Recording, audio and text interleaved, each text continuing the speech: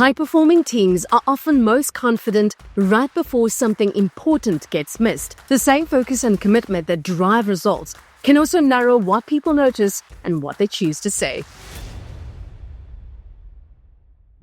If you really want to stress test your organization, if you really truly want to know where are we at, where's our culture at, you want to ask the question, how do we behave when we're at our worst? Welcome to the DesignRush Podcast. I'm your host, Kia Johnson. Today, I'm joined by Dr. Phillip Meade, a former NASA engineer and senior leader who spent decades working in mission-critical environments. His work focuses on our culture and leadership systems, influence what teams notice, what gets raised, and what ultimately turns action into pressure. In this episode, we look at how culture shows up in real moments of judgment and how valuable information can remain unseen, even in highly capable organizations. If you lead teams or operate in high-stakes environments, this conversation is for you. Hit subscribe and let's get into it.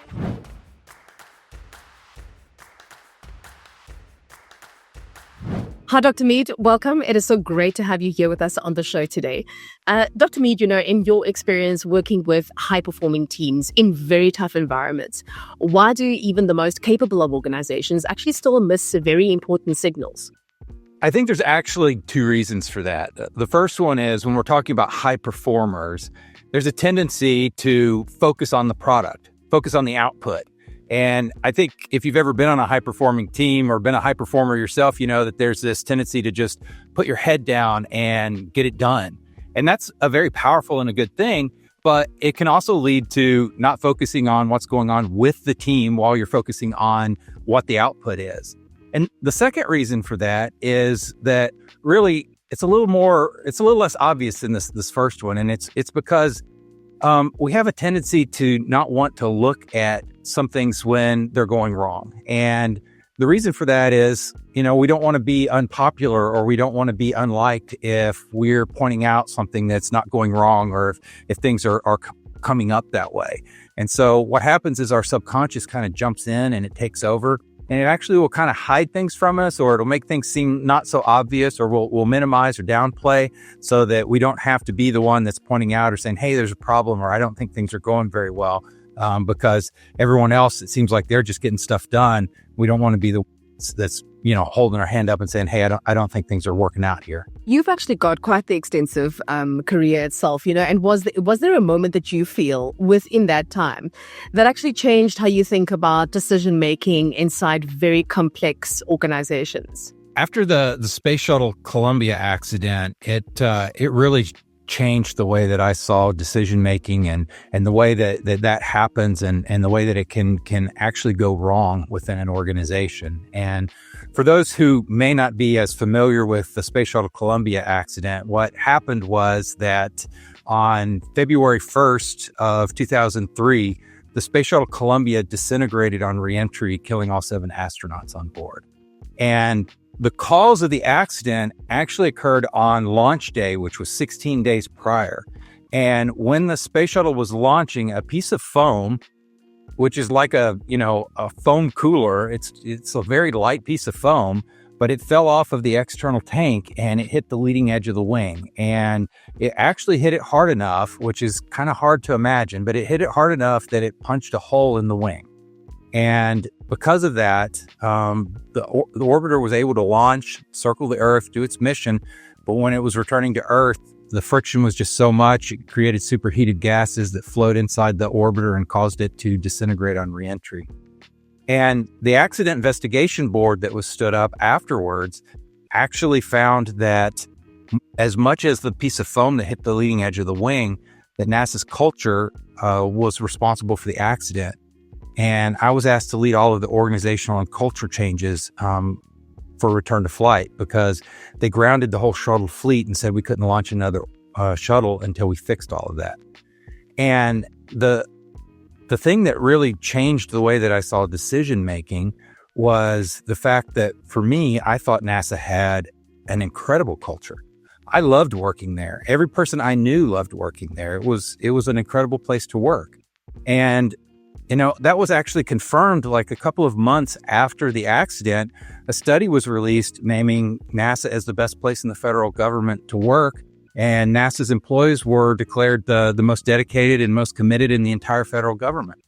And so it really raised the question for me, if you have great employees who are highly dedicated and love the mission, how can you have people like that who are truly high performers on a high performing team?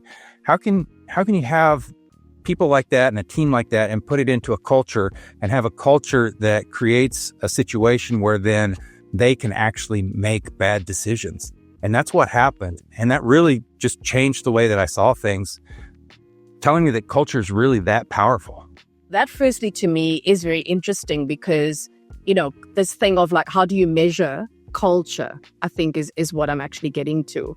And so I feel that this period that you're talking to me about with regards to the space shuttle accident is that it actually reveals how breakdowns can occur even inside teams that are performing well. So really actually, talking to that. Is there anything else that you found? I mean, just to kind of like add onto what you're speaking about, that perhaps was not very much at the forefront, things that you kind of saw in the background that was happening in speaking to culture itself and the actual accident? I think there's a couple of things that I learned about culture that I felt was surprising that came out of this. Really three things, and I'll touch on them briefly. The first is that, just like most people, when I went into this, I thought that culture was about employee satisfaction.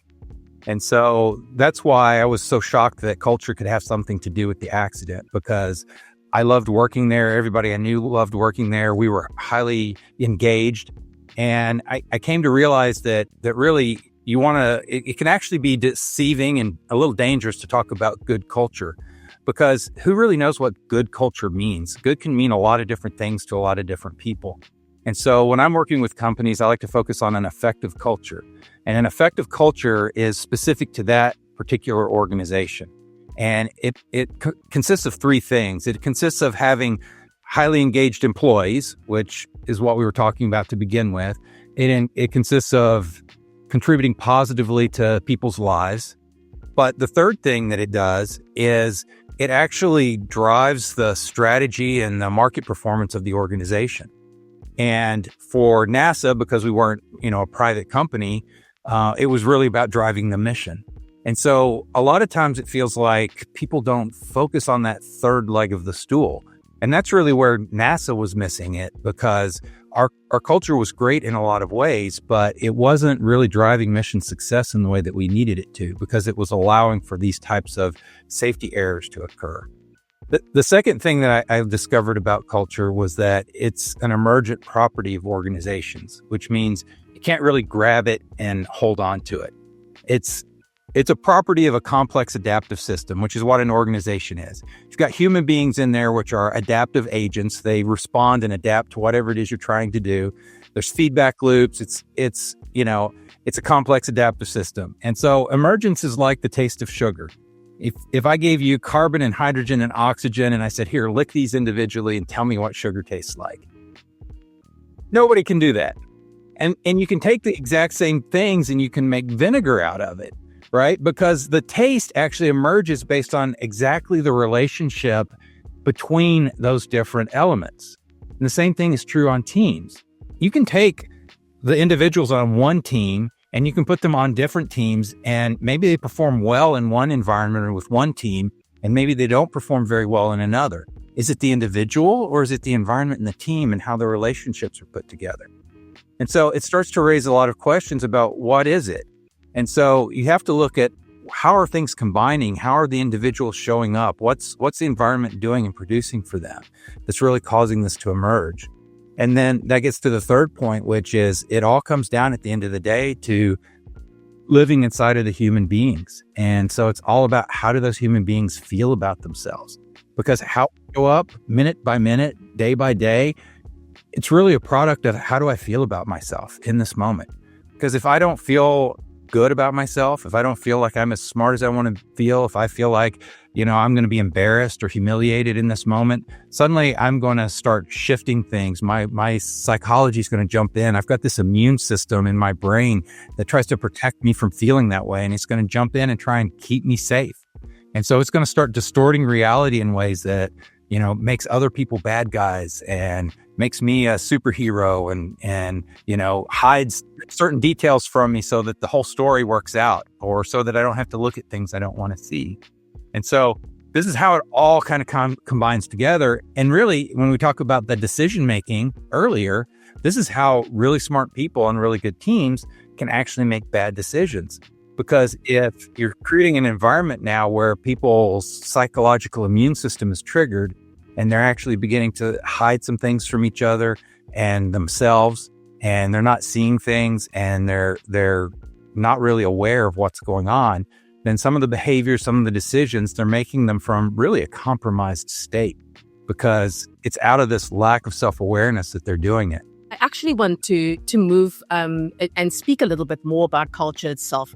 When organizations are under pressure, what I would love to find out from you is, how do you actually think that things like culture and incentives then play a role in actually the types of concerns that people feel comfortable to bring up?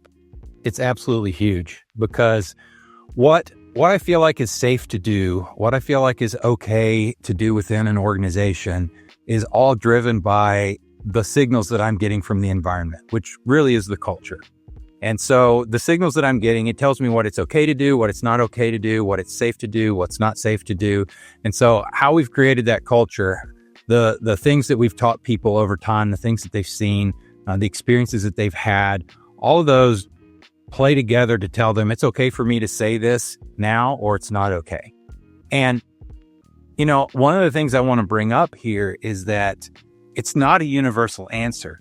When we talk about psychological safety, or when we talk about, what's it safe to bring up or what's it safe not to bring up, it's not a one size fits all. It can change depending on the topic. It can change depending on the room I'm in. It can change depending on who's in the room with me. And so it's not something that's a constant. And so when we start thinking about how do people feel and is it really safe, we really want to think through all of those things. Like, are there topics that are off limits within this organization? Or are there forums or places where people don't feel like it's free to speak up? Or are there certain people in front of which people kind of hold their tongue and they don't feel like it's okay to be open? And so that's really where you want to dig in, because it can be very easy to look at where it's easy for people to be open and say, oh, we're open all the time. We say exactly what we think when it comes to what we want to eat for lunch. But, when it comes to, telling the CEO that his pet project is ugly, maybe I don't want to tell him that, that might not be a good idea for me, even though we're about ready to invest, $20 million in it. And I think it's going to fail. From what you've seen, what would you say usually prevents very important information then from reaching decision makers in time? Would culture itself be the only factor, or are there other factors that one can actually add to that? I mean, culture definitely is a factor. I'd say the other main factor is availability. And I don't mean availability of the information. I mean availability of the decision maker. I mean, if you think about it, how many gates or gatekeepers are there between the information and the decision maker? How difficult is it, or what kind of a path does the information have to go on in order to get to the decision maker? Is the decision maker making himself or herself available, walking around, being around the people who would have the information so that it's easy for that information transfer to occur? All of those types of things. So many times it actually takes so much effort and actually so much courage for information to reach a decision maker that it's somewhat insurmountable. And that's the reason that person doesn't feel like they have the information that they need. And the sad thing about this is it's really just a design issue. I mean, we can design an organization in ways that we make information flows available to decision makers. If we think through what information would make it better and easier to make decisions more effectively, and how do we design in pathways that get that information to this individual. But oftentimes when we design organizations, we do just the opposite. Drawing from your own experience in mission critical environments, I mean, you're pretty much hands-on there, you're very well versed in that. What are the patterns that tend to then appear in growing businesses before leaders then realize that something is off? One of the things that you see within organizations as they begin to scale and grow, and it starts to create problems is first and foremost is communication pathways. They get changed and disturbed or broken in ways that maybe people aren't paying attention to. So as I grow the organization, as I add, new departments, or as I, add new layers of the organization, suddenly information that was being handed from one person to another person because they were co-located or side by side, now all of a sudden they're in different departments or different layers of the organization. I've done things to where the information isn't flowing nearly as well or nearly as easily as it was before. And the other thing that happens is as I scale, centralization of power needs to be addressed, because I can't have the same people making the same decisions in the same ways that they were before. Because if I do that, what happens is that there will be an upward pulling of decisions to where you'll just take more and more decisions up to the top. And we see this all the time in smaller organizations as they scale and they grow. All of a sudden you find a CEO who's making decisions that really are bogging the whole organization down. And you ask, why are you making this decision? This should be 3 levels below you. And it's because they haven't paused to stop and redesign and say, okay, it doesn't make sense for me to make this decision anymore. When it was 5 guys in a garage, okay, I made all these decisions. Now, we're 150 people and it doesn't make sense for this. And so how do I redesign the level at which different decisions are made? How do I redistribute authority throughout my organization? And if I don't stop and think through all of this, then what we see happen is that silos will start to emerge and things will really start to slow down. It'll bring the speed of execution to a halt. Growth itself, it's always something to celebrate. And you're talking a lot to, things scaling up very fast, especially when you're looking at, a startup type of organization. In your experience, where do you think then that the risks usually pop up that leaders might not notice right away in the beginning? I think the things that people probably don't notice at first are around the human dynamics. And this can be the communication where people stop talking to each other, or they stop sharing information as freely, or you start to see the little squabbles between, individuals or different groups, or you start to see us versus them. And it can be very easy for a leader to write this off because, it's because we're moving so fast. It's because there's so much pressure, or sometimes I've even heard it said, well, it's just human nature. People are going to be people. There's nothing we can do about that. And that's just not true. High performing organizations have finely tuned human dynamics within them. And it is possible for the people to get along and work well together. And when we start to see that people aren't working well together, when people aren't sharing communications easily, when there's starting to be this friction and blaming and other negative behaviors going on within the organization, what happens is that this is a cumulative impact on the organization, where the impact over every employee, day after day, week after week, the cumulative effect is just staggering. I want us to move our conversation a little bit to, it's something that's kind of like twofold if you think about it, because many organizations rely on strong leaders to fix problems. So when do you feel that approach works well? And then when does it actually start to create blind spots? This actually veers into one of my favorite topics, and that's the idea that within organizations, which I believe are complex systems, one of the primary jobs of leaders is to manage what we call polarities. And a polarity exists when you have 2 interdependent but seemingly contradictory things that are both necessary and they must persist within the organization. And so the human body is a complex system as well. So if I talk about breathing, you have to both inhale and exhale. Both of those must exist, right? They're seemingly contradictory because I can't do both of them at the same time. So in this relationship, when we talk about leaders managing, in times of change or when there's a crisis or something critical happening, you want to have that strong leadership.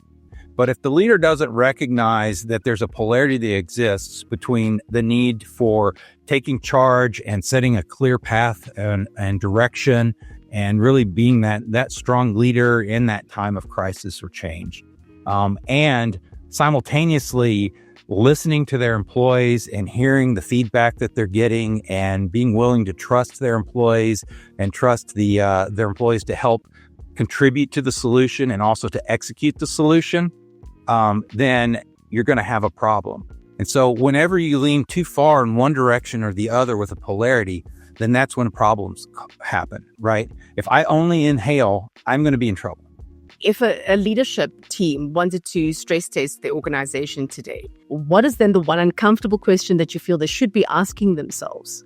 So often as leaders, it can be very tempting for us to define the culture of our organization by how we are when things are going well, or the average. Like on average, like this is how we perform, or this is what we do, or most people do this. I've heard leaders say things like that, and that can be very comforting. But if you really want to stress test your organization, if you really truly want to know where are we at, where's our culture at, you want to ask the question: how do we behave when we're at our worst? How do we behave when we are pushed to the limit, when we're up against the wall, when everything is, going wrong and we are, at wit's end? How do we behave then? Because that's the real question. And honestly, that's what the Columbia lesson taught me. Because if you ask the question, how did NASA behave on their best day or even their average day or even their not so good day, it was exceptional. But if you ask the question, how did NASA behave at that time on their toughest day when they were trying to make a decision about whether or not to go outside of NASA and request imagery of the shuttle from the DoD for a space shuttle mission they didn't have data to prove whether or not there really was a problem and it could impact costs and budget, and they were under pressure and schedule pressure, and they were worried about turnaround times, and the International Space Station had just passed by one vote in Congress just a few months prior. All this other stuff swirling around. Like when you're under that kind of a pressure cooker and you're trying to decide what type of a decision do we make, that's when you want to know, how do we behave? Do we have what it takes to stand up and say, hey, I don't have the data, but I think that there's probably a problem and we need to go get this imagery, and put your reputation, put your credibility on the line and risk being the boy who cried wolf? Or is it too big of a threat to my identity and I'm just not willing to go do it? And that's ultimately what happened. It was too big of an identity threat, and it was safer to just say, I'll kind of raise the issue. I'll say I think it's probably not safe, but there's only so far I'm going to go. And that's the reason that the culture ultimately came into focus as the root cause of the problem. For executives then who feel that things are going well, what would you then say is the first indicator that should prompt a closer look before the success turns into a surprise? I would look at conflict within the organization. And I'll say this: you're not looking for no conflict. You're looking for healthy conflict. The absence of conflict is just as dangerous as destructive conflict. In fact, I would say in most organizations, what we call artificial harmony is a greater threat to the organization than fistfights in the lunchroom. Because when organizations start to lose the ability to have healthy conflict, usually what happens is most people just start being silent, and they stop raising their hand and saying, hey, I disagree, or I don't think that's a good idea. And so when you're looking for healthy conflict, you're looking for people that are willing to have respectful, healthy debate and disagreement at an ideological level. You're looking for people that are willing to challenge assumptions and challenge traditions. Just because that's the way it's always been done here, maybe there's a better way to do it. You're looking for people that are willing to be innovative and think outside the box and think of different ways to do stuff.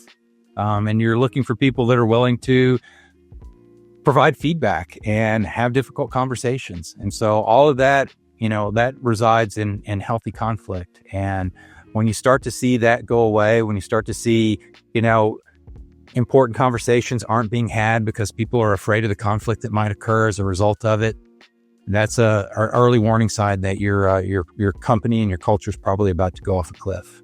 Dr. Meade, I just wanted to say that it has been an absolute pleasure having you here on the show today. Thank you so much for joining us. Thank you for sharing your insights. And I'm looking forward to seeing what's going to be happening in the years to come. We'll be keeping an eye on your space. Thank you. Thank you, Kia. Had a great time. Curious about what top brands look for when choosing an agency? Tune into our latest episodes where we reveal the decision-making secrets of leading brands. Subscribe to the DesignRush Podcast and stay ahead of the competition.